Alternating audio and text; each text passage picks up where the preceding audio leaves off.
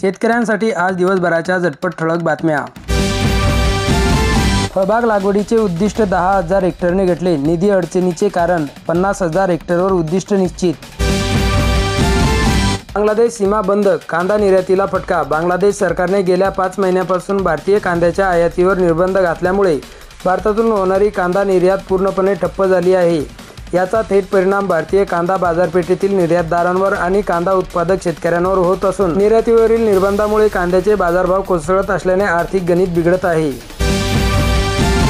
शेतकऱ्यांच्या अवमानावरून विधिमंडळात गदारोळ। कोकाटे लोणीकरांच्या माफीसाठी विरोधक आक्रमक, पटोले यांचे निलंबन।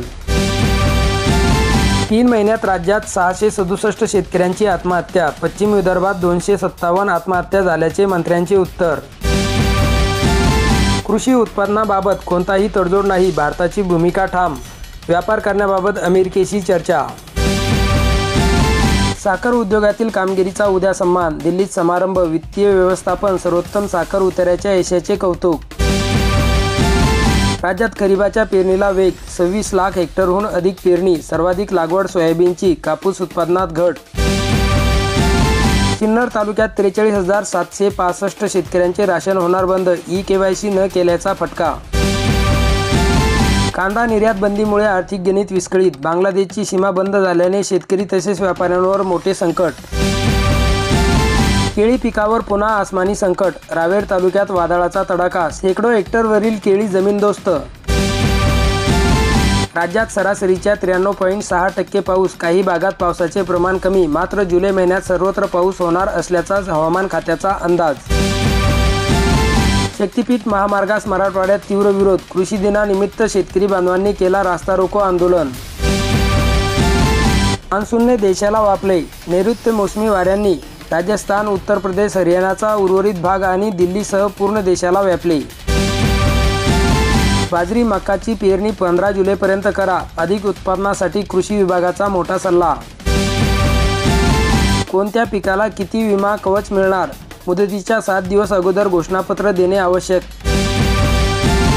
PM किसान योजनेअंतर्गत शेतकरी बांधवांना 30,000 रुपये द्या। राष्ट्रपती जगदीप धनखड यांनी शेतकऱ्यांना दरवर्षी 6,000 रुपयाऐवजी 30,000 रुपये निधी द्यावा अशी सूचना केल्या। बचत खात्याला होल्ड लागल्याने अनुदान मिळेना। पीक कर्ज थकबाकीच्या कारणांवरून जिल्ह्यातील अनेक बँकांच्या शाखांनी शेतकऱ्यांच्या बचत खात्याला होल्ड लावल्याने अनुदान मिळणे अवघड झाले आहे। PM किसान योजनेचे 2 हप्ते एकत्र येणार का?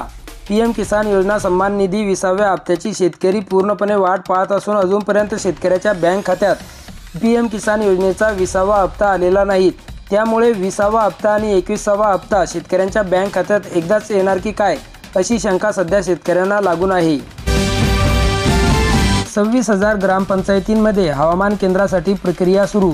कृषी आयुक्तालयाकडून लवकरच निविदा जारी होणार। मान्सून सुसाट। यंदा 9 दिवस आधीच संपूर्ण देशात मान्सून सक्रिय होणार। 10% शेतकऱ्यांवर दुबार पेरणीचे संकट। भोकरदन तालुक्यात बैलजोडीच्या साहाय्याने सोयाबीन पेरणीला जास्त पसंती। कापूस पेरा मात्र घटला। आदरांच्या सरीवर पेरणीच्या लगबगीला सुरुवात। शेतकऱ्यांनी दिली सोयाबीन पेरणीला पसंती। खरीपाचे 26,000 क्षेत्र, कापसाचे क्षेत्र मात्र घटणार। पुरामुळे झालेल्या पीक नुकसानीची कृषी विभागाकडून पाहणी। अनुदान केव्हा? आर्थिक मदत मिळेपर्यंत केले जाणार आंदोलन। खरीप पेरणीची गती वाढली। सोयाबीन, तूर, कपाशीला पसंती। जिल्ह्यात 2,22,000 हेक्टरवर पेरा।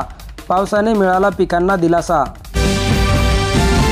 जिल्ह्यात 80% पेरणी पूर्ण। अत्यल्प पावसामुळे गंगापूर तालुक्यातील 4 गावांवर दुबार पेरणीचे संकट।